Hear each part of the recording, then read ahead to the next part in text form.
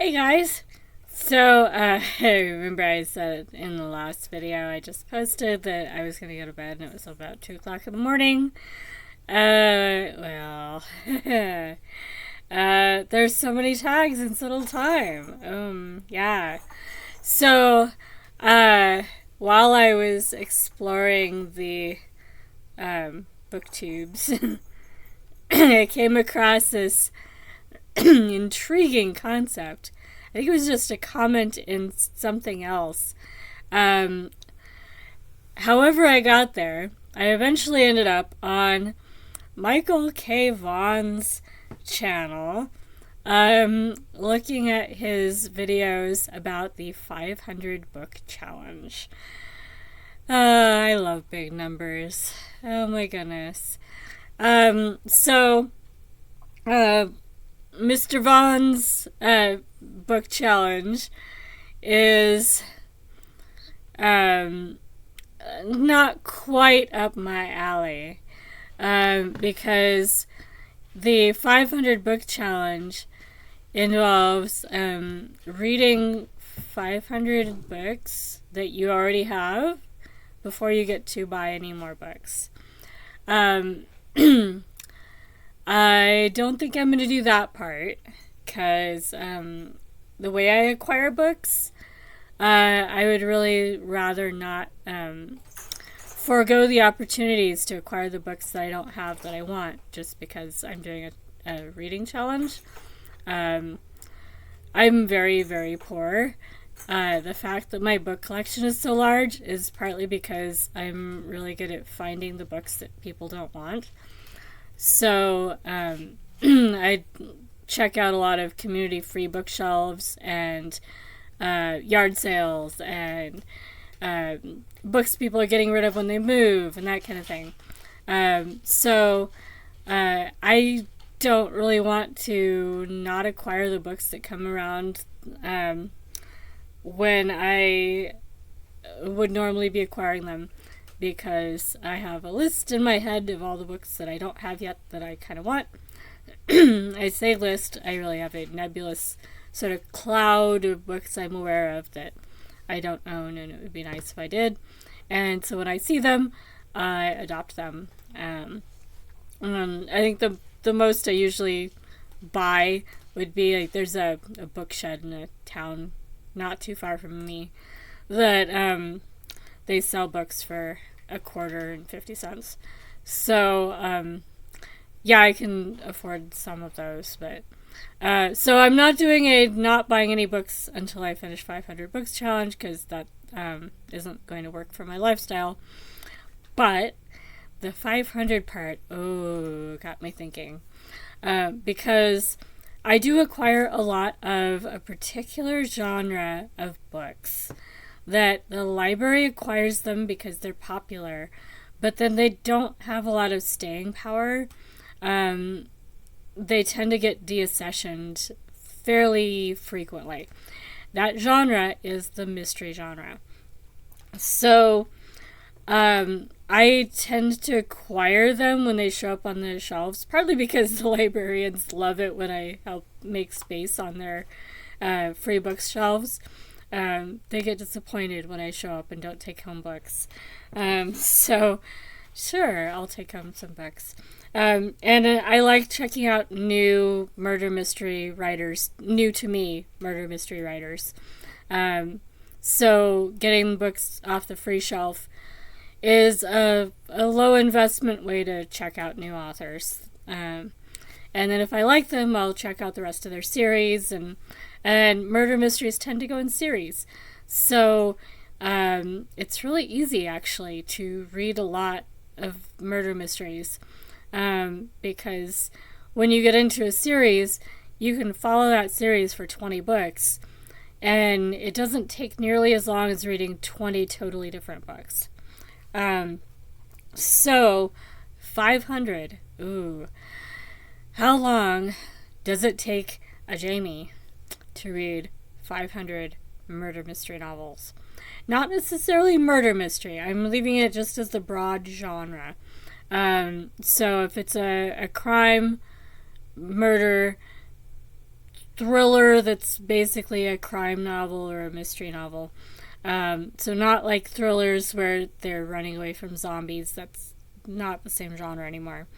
But thrillers where your poor FBI agent is trying to solve a crime while at the same time running away from bad guys, and everybody thinks that he's a traitor. There's a lot of books in that subgenre / trope. Yeah. For a while, it seemed like every book I picked up was an agent running from his own team.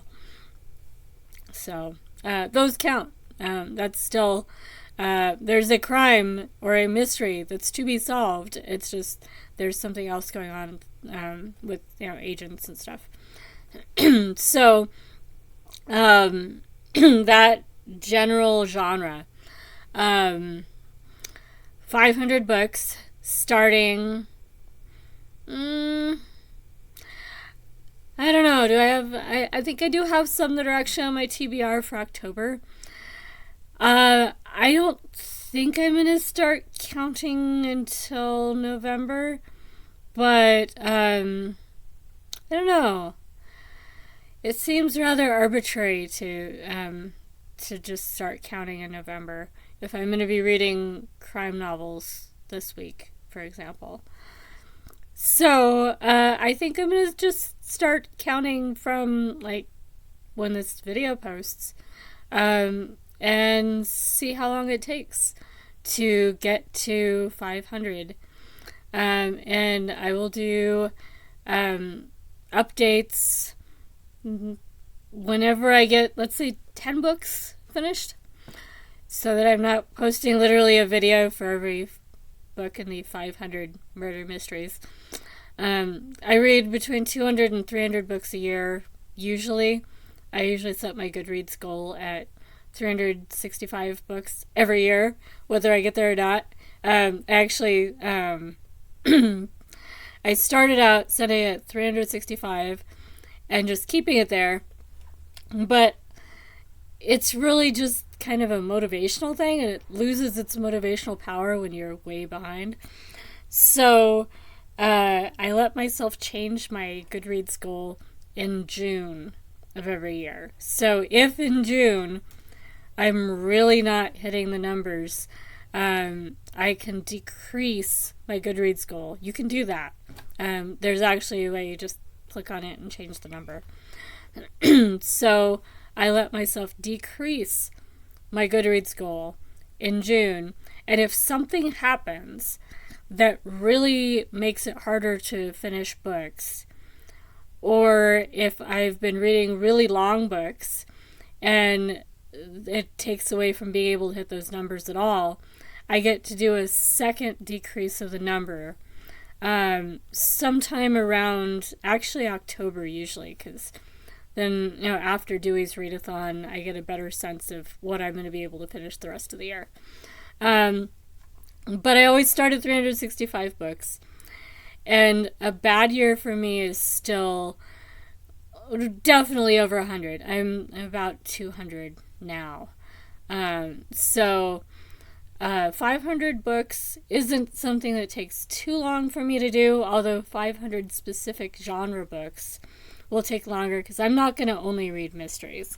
But I will post updates for every 10 murder mystery novels that I finish, or 10 mystery novels that I finish. So yeah, I think this is a thing. So if anybody else wants to try it, you're welcome to. The 500 Mysteries Reading Challenge.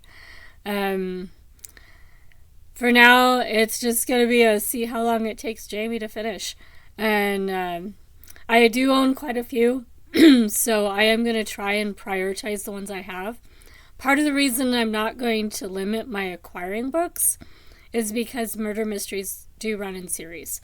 So if I own 2 books out of the series, I don't want to read those 2 books and then not get to finish the series until I finish 500 books. That doesn't make sense.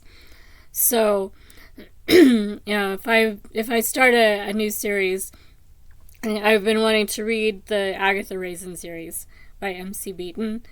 If I start that series, I think I own one from that series somewhere in my shelves. I want to be able to go to the library or otherwise acquire or find the rest of the series and finish the series in order, if preferably. And I'm like halfway through the Hamish Macbeth series, also by M.C. Beaton. I've been listening to those as audiobooks a lot, and it varies from one month to the next which audiobooks are available on which series. Yeah, that's kind of going to be the game plan is, I can acquire the books however I want to. I am going to probably be decreasing my collection a little in the process of doing all this, because I don't keep a lot of books once I've finished reading them.